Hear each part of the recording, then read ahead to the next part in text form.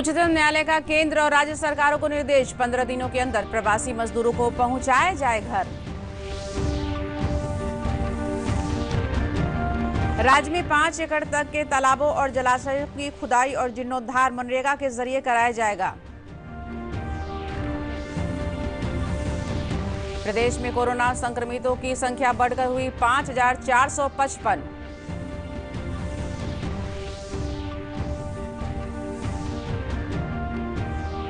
और कृषि मंत्री प्रेम कुमार ने कहा, किसानों को खाद और बीज की आपूर्ति सरकार की प्राथमिकता।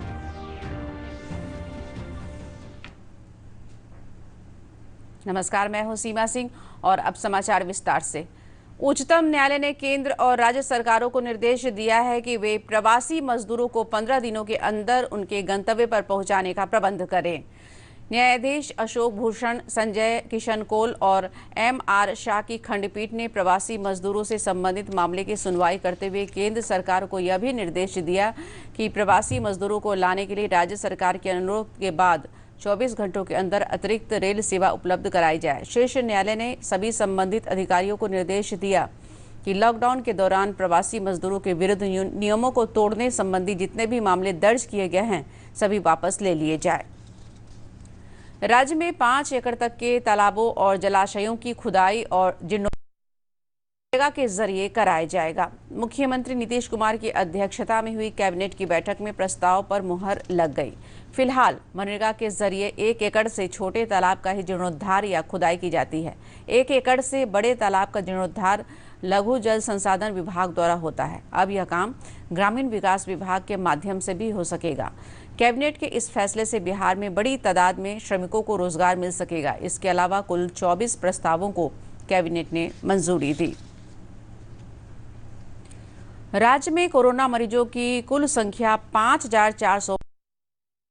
स्वास्थ्य विभाग के सचिव लोकेश कुमार ने वीडियो कॉन्फ्रेंसिंग के माध्यम से बताया कि पिछले 24 घंटों में 228 कोरोना मरीज ठीक हुए हैं। उन्होंने बताया कि राज्य में ठीक होने वालों की दर बढ़कर 51.6% हो गई है।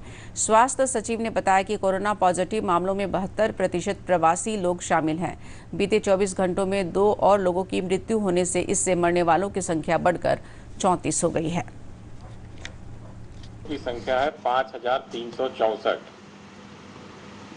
पिछले 24 घंटे में 188 कोविड-19 पॉजिटिव के नए मामले आए हैं और पिछले 24 घंटे में 228 लोग ठीक होकर के अपने घर वापस गए हैं।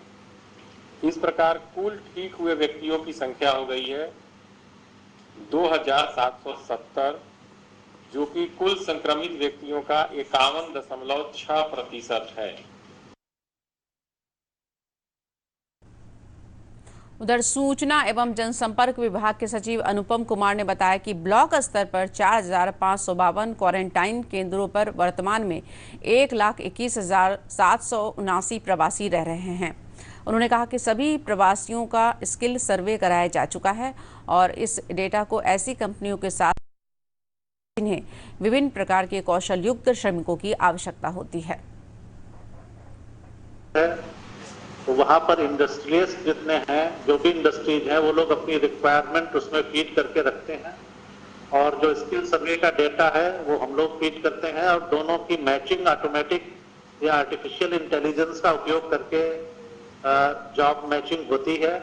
ऑटोमेटिक उनको जो भी स्किल का, जिस स्किल की रिक्वायरमेंट है, अगर उसका कोई लेबरर है तो उसको मैसेज चला जाता है कहाँ उसके लिए अपॉर्चुनिटीज हैं। बिहार में बाहर से आने वाले बिहारी श्रमिकों के लिए बनाए गए क्वारंटाइन सेंटर 15 जून से बंद हो जाएंगे। अभी लगभग 6,000 1,63,000 से अधिक लोग रह रहे हैं। जैसे जैसे इनके क्वारंटाइन की अवधि पूरी होगी, ये अपने घरों को लौट जाएंगे, लेकिन इन सेंटरों की याद उन्हें बहुत दिनों तक आएगी। क्वारंटाइन के एकाकी दिनों में उनमें रह रहे लोगों ने क्या क्या किया, देखिए इस पर एक रिपोर्ट।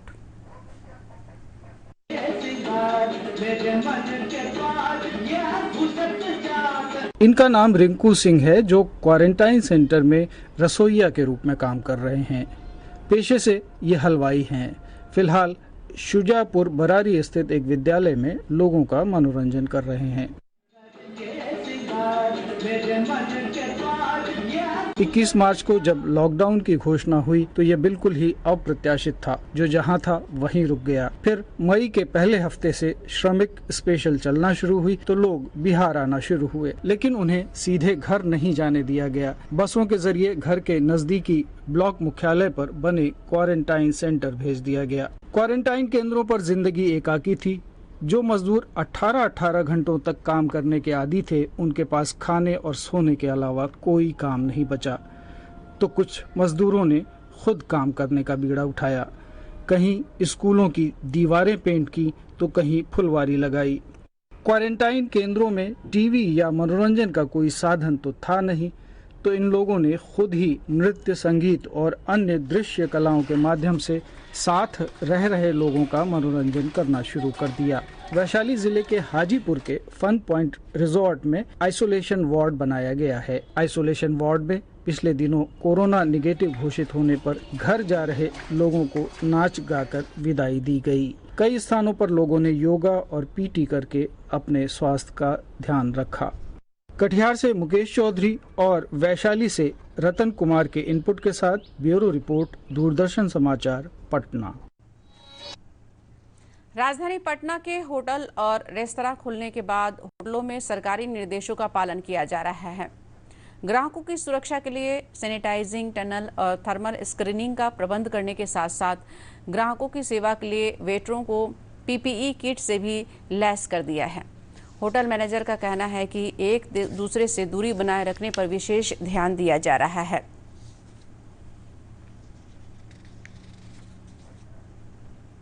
टनल जो है फुल बॉडी जो सैनिटाइज करने वाला टनल है, जैसा आप देख भी रहे हैं, अभी पटना में हमने इसको शुरू किया है। उसके अलावा जो टेबल्स के बीच में मिनिमम 6 फीट का जो डिस्टेंस है उसको हम लोग फॉलो करते आ रहे हैं।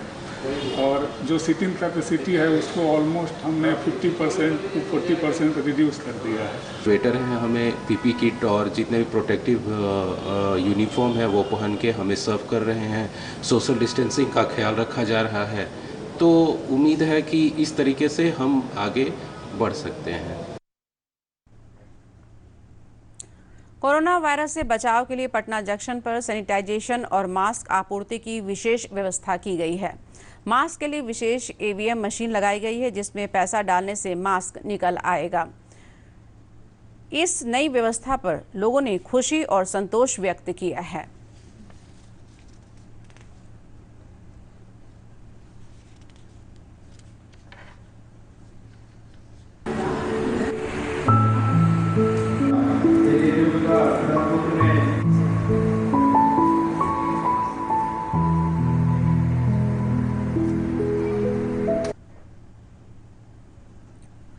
इस समाचार बुलेटिन का सजीव प्रसारण YouTube चैनल पर भी किया जा रहा है। इसे आप अपने मोबाइल, इसके लिए लॉग ऑन कीजिए YouTube बिहार DD न्यूज़। इसके अलावा आप हमारे Twitter handle @DD news Bihar पर भी नवीनतम समाचार देख सकते हैं। कृषि मंत्री प्रेम कुमार ने कहा है कि किसानों को उर्वरक, बीज तथा खेती की अन्य सामग्रियां समय पर उपलब्ध कराने के लिए तत्परता से काम किया जा रहा है। पटना में वीडियो कॉन्फ्रेंसिंग द्वारा खरीफ कार्यशाला का उद्घाटन करते हुए उन्होंने कहा कि इस बार 33 लाख हेक्टेयर क्षेत्र में धान की खेती का लक्ष्य निर्धारित किया गया है। उन्होंने यह भी कहा कि राज्य सरकार कृषि क्षेत्र में लोगों को बड़े पैमाने पर कराने के लिए काम कर रही है। कीटनाशी किसानों को समय से पूर्व उपलब्धता सुनिश्चित कराने हेतु आवश्यक तैयारियां पूरी कर ली गई है। इस वर्ष खरीफ मौसम में राज्य में 33 लाख हेक्टेयर क्षेत्र में धान, 4.5 लाख हेक्टेयर क्षेत्र में मक्का, 1.5 लाख हेक्टेयर में दलहनी फसल एवं 50 हेक्टेयर क्षेत्र में मोटे अनाजों की खेती करने का लक्ष्य निर्धारित किया गया है। सुकन्या समृद्धि योजना के अंतर्गत अधिक से अधिक खाते खुलवाने का 3 दिवसीय अभियान आज से शुरू हुआ। राजधानी पटना में post master general Anil Kumar ने बताया कि इसके अंतर्गत 10 वर्ष तक इस योजना का लाभ उपलब्ध कराने का लक्ष्य निर्धारित किया गया है। अभियान के दौरान गांव-गांव, गली-गली जाकर अधिक से अधिक खाते खोलने की कोशिश की जाएगी।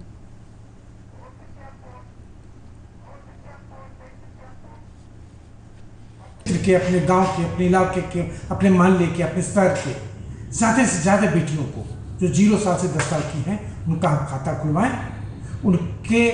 उनके नाम पर एक सुकन्या समृद्धि योजना का खाता हो ही हर हालत में, यही इस ड्राइव का उद्देश्य है।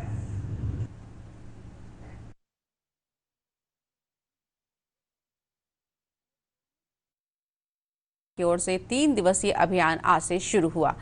आज देवीपुर गांव में डाक कर्मियों ने गली गली घूमकर लोगों को सुकन्या खाता खुलवाने के लिए प्रेरित किया। इससे लोगों में काफी उत्साह देखा गया। डाक अधीक्षक SS मंडल ने बताया कि इस योजना के अंतर्गत जमा राशि आयकर से मुक्त होती है।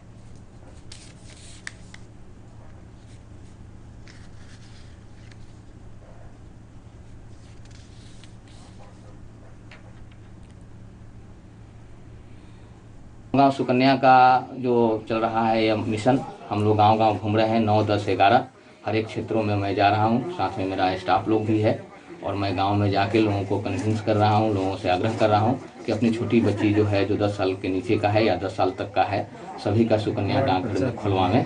उनको क्या फायदे हैं वो भी मैं बता रहा हूँ सबों को। की खाता खोले लो? कौन खाता? सुकन्या। अच्छा सुकन्या। की सोच के खोले लो? शादी बियाह करेले कि बच्चे के साथ की नाम होले तो किशोरी यादव की करो हो? किसान ही हो। किसान हो तो की सोच के करे लो तुम सुकन्या खाता? करा दिली कि भविष्य में कभी बच्चे पैसा रहे शादी ब्याह में काम करते आओ। अनलॉक 1 के अंतर्गत उद्योग धंधों और निर्माण कार्य शुरू होने से कौशल के अनुसार रोजगार मिलना शुरू हो गया है। मुजफ्फरपुर जिला के बोचहा प्रखंड के लोहसरी पंचायत में दूसरे प्रदेशों से लौटे सैकड़ों मजदूरों को लोक स्वास्थ्य अभियंत्रण विभाग की विभिन्न योजनाओं के अंतर्गत सैकड़ों मजदूरों को विभिन्न प्रकार के काम दिए गए हैं। मजदूरों का कहना है कि उन्हें अच्छा रोजगार मिल रहा है, जिससे काफी खुशी महसूस हो रही है। जिलाधिकारी डॉक्टर चंद्रशेखर सिंह ने बताया कि जिले में लॉकडाउन के दरमियान 59,000 प्रवासी मजदूर आए हैं, जिनके लिए विभिन्न विभागों में तेजी से रोजगार उपलब्ध कराने की पहल की जा रही है। उसको भी हम लोगों ने उसमें डाला है और उसके अनुसार हम लोग प्रयास कर रहे हैं कि उनको रोजगार यहाँ उपलब्ध हो। यहाँ पर हम लोग को 500 या 600 के रोज मिलता है, जिससे जो है कि सर 15,000 18,000 मंथली हो जाता है, जिसमें सर 3 से 4,000 रुपया हम लोग को पॉकेट खर्चा और 12 से 13,000 रुपया बच जाता है।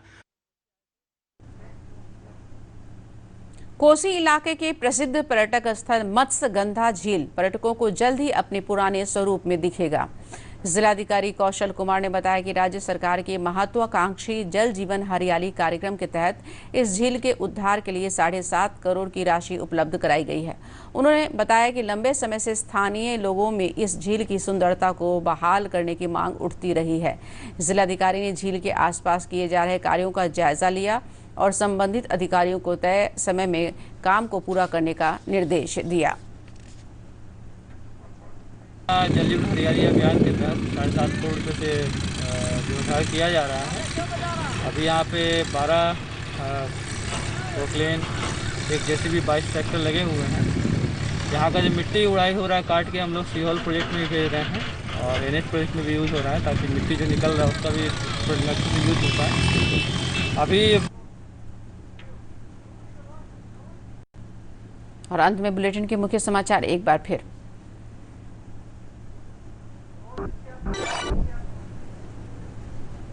उच्चतम न्यायालय का केंद्र और राज्य सरकारों को निर्देश, 15 दिनों के अंदर प्रवासी मजदूरों को पहुंचाया जाए घर। राज्य में 5 एकड़ तक के तालाबों और जलाशयों की खुदाई और जीर्णोद्धार मनरेगा के जरिए कराया जा सकेगा। प्रदेशों में कोरोना संक्रमितों की संख्या बढ़कर हुई 5,455।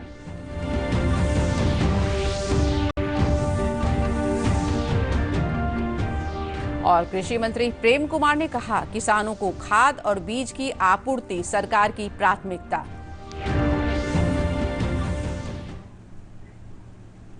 तो ये थे अब तक के समाचार। नमस्कार।